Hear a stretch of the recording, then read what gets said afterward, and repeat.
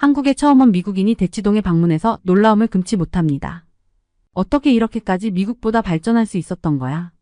해답이 여기 있었네. 대치동에서 미국인을 놀라게 한 일은 도대체 무엇일까요? 안녕하세요. 저 발렌티나예요. 저는 학교에서 상당히 공부를 잘한다는 이유로 자매결연 관계를 맺고 있는 한국 학교에 교환학생으로 오게 되었습니다. 사실 한국은 OECD 국가 중 학업 성취도가 수학은 3위, 과학은 7위에 달할 정도로 엄청나게 상위권에 속해 있는 나라이기 때문에 저는 열정적인 학생들의 교육 의지를 엿볼 수 있다는 생각에 들떠 있었습니다. 인천국제공항은 거대하고 매우 붐볐습니다. 사람들은 사방에서 서두르고 있었고 표지판은 한국어와 영어로 되어 있었습니다. 여러 언어로 된 안내 방송도 들렸습니다. 전 세계가 공항 안에 있는 것 같았어요. 호스트 가족은 저를 태워줄 운전기사를 준비해 주었습니다. 서울로 가는 길은 제가 본 적 없는 풍경이었어요. 서울은 과거와 현재가 뒤섞인 도시였어요. 높고 반짝이는 고층 빌딩이 기와지붕을 얹은 전통가옥 옆에 서 있었어요. 그리고 수많은 자동차와 버스. 제 호스트 가족이 아파트에서 저를 기다리고 있었어요. 그들은 정말 친절하고 환영해 주었습니다. 김씨와 김씨 부인 그리고 제 또래의 딸 민지 양이 있었어요. 민지는 제가 이번 방학 때 외고로 교환학생을 왔고 다음 여름방학 때는 민지가 미국으로 와서 미국의 교육과정을 경험할 예정인 호스트였어요. 그들은 따뜻한 미소와 인사로 저를 맞이했습니다. 저도 조금 어색하지만 설레는 마음으로 인사를 건넸습니다. 그날 저녁 김 여사님은 한국 전통 음식을 만들어 주셨습니다. 김치, 불고기, 비빔밥 등 처음 보는 음식들이 나왔습니다. 모두 고향 음식과는 다른 맛과 풍미가 있었습니다. 민지가 젓가락질하는 법을 가르쳐줬는데 제가 자꾸 음식을 떨어뜨려서 모두 웃었어요. 저녁 식사 후 민지는 저에게 동네를 구경시켜 주었습니다. 밤에도 거리는 활기가 넘쳤습니다. 무엇보다 20세 이하의 학생들이 밖으로 나가도 전혀 문제가 없었어요. 우리는 옷부터 간식까지 다양한 물건을 파는 작은 가게들을 지나갔습니다. 민지 씨는 이런 가게들을 편의점이라고 부르며 거의 항상 문을 연다고 설명해 주었습니다. 그리고 제가 필요한 것들이 있으면 언제든지 말하라고 했어요. 전날 저녁에 말해도 아침에 문 앞에 와 있다면서요. 저는 괜찮다고 했지만 그러면 택배비가 도대체 얼마나 나오는 거냐고 물어봤어요. 퀵 서비스를 이용하는 거라고 생각했거든요. 그랬더니 민지는 웃으면서 택배비 한 달에 5,000원일걸? 이라고 말했어요. 저는 놀라서 다시 물었어요. 하루에 5,000원도 너무 싼데 한 달에 5,000원이라고? 그게 가능해? 민지는 한국은 배송 유통망이 잘 구축되어 있어서 대부분의 도시에서 이 서비스를 이용할 수 있다고 했어요. 그리고는 한국에 온 기념으로 그럼 자기가 쿠팡 서비스를 이용해서 폰 케이스를 선물해 준다고 했어요. 그날 밤 드디어 침대에 누웠을 때 제가 진짜 한국에 왔다는 사실이 믿기지 않았습니다. 방은 작지만 아늑했고 큰 창문으로 도시가 내려다 보였어요. 서울의 불빛이 별처럼 반짝이는 것이 보였습니다. 미국의 조용한 동네와는 너무 달랐어요. 첫날에 보고 느꼈던 모든 것들이 떠올랐습니다. 압도적이었지만 좋은 의미에서요. 완전히 새로운 세상에 온 것 같았고 어떤 모험이 저를 기다리고 있을지 기대가 되었습니다. 시차 때문에 일찍 일어났어요. 민지와 저는 평소 먹던 시리얼과 우유와는 다른 아침 식사를 했습니다. 밥과 수프, 반찬 몇 가지를 먹었습니다. 그리고 학교 갈 시간이 되었습니다. 아침에 문을 열어보니까 정말로 새로운 폰 케이스가 집 앞에 와 있었어요. 저는 어떻게 이러한 시스템이 가능한 건지 놀라웠어요. 가는 길에 민지가 학교에 대해 설명해 주었어요. 한국 학생들은 공부를 매우 진지하게 한다고 말했습니다. 저는 선진국인 미국에서 공부를 꽤나 잘하는 편이라고 생각했기에 이곳이 얼마나 치열할지 전혀 몰랐습니다. 제가 듣는 수업은 정규 수업은 아니고 방학 때 자진해서 나오는 친구들의 보충 수업이었어요. 학생들은 원서를 직접 읽고 논리를 자기의 방식대로 펼쳐서 작은 논문을 완성하는 것을 목표로 했어요. 모든 한국 학생들이 이렇게 해. 이건 심지어 한국어도 아니잖아 라고 물어봤더니 다른 일반 학교는 몰라도 자기네 학교는 외국어 특성화 학교라서 이 정도는 다들 해낸다고 했어요. 그리고 사실 원서를 읽는 정도는 아니, 여도 아침에 학교에 가서 수학이나 과학 문제풀이를 한다고 했어요. 조금 긴장이 되었습니다. 학교는 크고 매우 현대적으로 보였습니다. 학교에 들어서자 사물함이 줄지어 있고 학생들이 분주하게 움직이는 모습이 보였습니다. 모두들 서둘러 책을 들고 친구들과 이야기를 나누고 있는 것 같았습니다. 민지는 저에게 선생님인 이 선생님을 소개해 주었습니다. 선생님은 매우 친절하게 저를 환영해 주셨습니다. 영어를 꽤 잘하셔서 안심이 되었습니다. 선생님은 제가 하루 동안 민지 옆에서 선생님의 수업에 참여하게 될 것이라고 설명해 주셨습니다. 한국 교실은 제가 익숙했던 것과는 달랐습니다. 학생들이 일어서서 선생님을 맞이하는 모습이 저에게는 낯설었습니다. 뿐만 아니라 결석하는 학생들이 거의 없었어요. 제가 다녔던 학교에서는 결석이나 조퇴, 지각 등이 꽤나 익숙한 일이었거든요.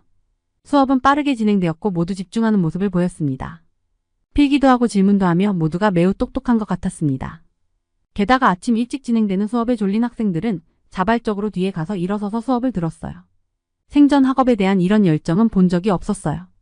조금 무섭기도 했지만 마음에 들었습니다. 한국의 학생들이 목표를 향해서 자신들을 몰아붙이는 모습이 대단하다고 생각했어요. 점심은 학교 급식실에서 먹었어요. 음식도 맛있었고 새로운 음식도 몇 가지 먹어보았습니다. 식판에 다양한 음식들이 나왔는데 매일 다른 메뉴가 제공된다고 했어요. 한국 학생들은 맨날 이 정도의 급식을 먹어? 라고 물어보니까 한 12년 이렇게 먹어. 초등학교 6년, 중학교 3년, 고등학교 3년. 이라고 말했어요. 저는 한국 사람들이 왜 살 안 찌는지 알겠다. 라고 대꾸했어요. 민지는 웃었지만 저는 진심이었어요. 기름진 음식이었고 야채와 고기의 균형이 엄청났습니다. 매일 이런 급식을 먹는다면 미국 학생들도 건강해질 수 있을 거라 생각했어요. 오후 수업도 오전 수업 못지않게 강렬했습니다. 수학, 과학 수업이 있었습니다. 저는 과학 수업에서 학생들이 이렇게 빠른 속도로 문제를 풀어낼 수 있다는 사실에 놀랐어요. 학교는 늦은 오후에 끝났지만 민지는 이것이 공부의 끝이 아니라고 말했습니다. 그녀와 다른 많은 학생들은 학원에 가거나 개인 과외센터에 가서 추가 수업을 받았습니다. 집으로 걸어가면서 민지는 한국에서 교육이 매우 중요하다고 설명했습니다. 많은 학생들이 좋은 대학에 진학하기 위해 오랜 시간 공부한다고요. 학생들의 노력에 감탄과 놀라움이 교차하는 것을 느꼈습니다. 그날 밤 침대에 누워 한국 학교에서의 첫날을 생각했습니다. 미국의 학교와는 너무 달랐고 학생들의 헌신은 놀라웠지만 스트레스를 많이 받은 것 같았습니다. 어떻게 이 모든 것을 관리했을까 궁금했습니다. 학교에 익숙해지고 난 뒤에는 학원이라는 곳에 갔어요. 미국에서 테니스 클럽, 댄스 스쿨에 다닌 적은 있지만 수학이나 과학을 배우려고 추가적으로 강습을 받아본 적은 없었어요. 생소했습니다. 그리고 이렇게나 많은 학생들이 자발적으로 학원을 등록한다는 사실이 놀라웠어요. 민지는 학원이 한국 학생 생활의 큰 부분을 차지한다고 설명해 주었습니다. 정규 학교 수업이 끝나면 많은 학생들이 학원에 가서 특히 수학, 과학, 영어와 같은 과목의 추가 수업을 받는다고요. 저는 학원이 어떤 곳인지 궁금하기도 하고 조금은 두렵기도 했습니다. 어느 날 저녁 저는 민지와 함께 학원에 갔습니다. 학원은 여러 층으로 이루어진 밝고 현대적인 건물이었습니다. 각 층마다 다른 과목의 강의실이 있었습니다. 학원은 학생들로 북적거렸고 제가 집에서 보던 방과 후 풍경보다 훨씬 더 활기찼습니다. 민지의 학원 수업은 영어 수업이었습니다. 교실은 우리 학교 교실보다 작았지만 학생들로 가득 찼습니다. 박 선생님은 젊으셨고 영어를 정말 잘하셨어요. 친절하셨지만 수업은 매우 빠르게 진행되었습니다. 학원의 학생들은 정말 집중력이 대단했습니다. 빠르게 필기하고 박 선생님의 질문에 빠르게 대답했습니다. 학생들이 얼마나 많은 것을 알고 있는지, 얼마나 진지하게 공부하는지 인상적이었습니다. 분명 영어로 되어 있는 지문을 읽어주는데 무슨 소리인지 이해가 안 됐어요. 놀라운 사실은 한국 학생들은 그 답을 누구보다 빠른 속도로 맞추더라고요. 쉬는 시간에는 몇몇 학생들과 이야기를 나눴습니다. 학원에 외국인이 왔다는 사실에 신기해하며 미국에 대해 많은 질문을 했어요. 학원에 거의 매일 와서 늦게까지 공부한다고 하더라고요. 그들에게는 당연한 일이지만 매일 이렇게 긴 하루를 보내는 것은 상상할 수 없었습니다. 더 많은 학생들을 관찰하고 이야기를 나누면서 학생들이 학교에서 성적을 잘 내야 한다는 압박을 얼마나 많이 받고 있는지 깨달았습니다. 좋은 성적은 미래를 위해 매우 중요했고 모두가 인류대학에 진학하기를 원했습니다. 제가 고향에서 느꼈던 학업에 대한 압박감과는 많이 달랐어요.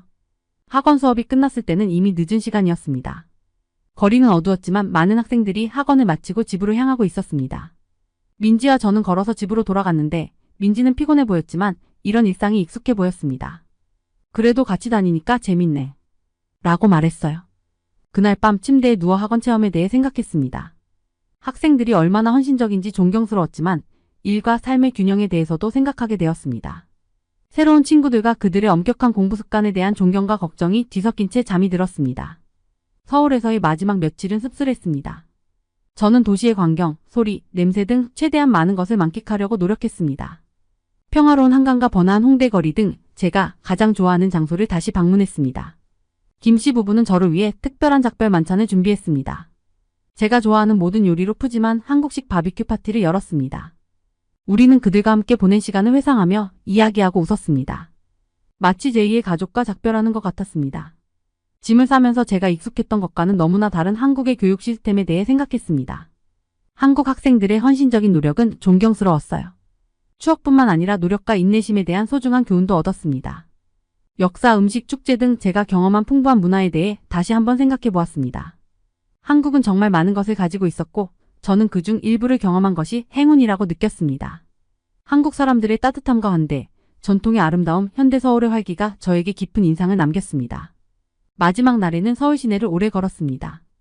등교하는 학생들, 노점상들이 노점을 차리는 모습, 활기차게 돌아가는 도시를 보았습니다. 첫날 봤던 서울과 똑같은 서울이었지만 새로운 눈으로 서울을 바라보고 있었습니다. 공항에서 민지와 가족들과 작별하는 것은 힘들었습니다. 포옹도 하고 눈물도 좀 흘렸습니다. 꼭 다시 방문하겠다고 약속했습니다. 비행기가 이륙하면서 슬픔과 고마움이 뒤섞인 감정으로 서울이 저 아래로 사라지는 모습을 바라보았습니다. 미국으로 돌아와 모든 것이 익숙하면서도 다르게 느껴졌습니다. 가족과 친구들에게 사진과 기념품을 보여주며 제 경험을 공유했습니다.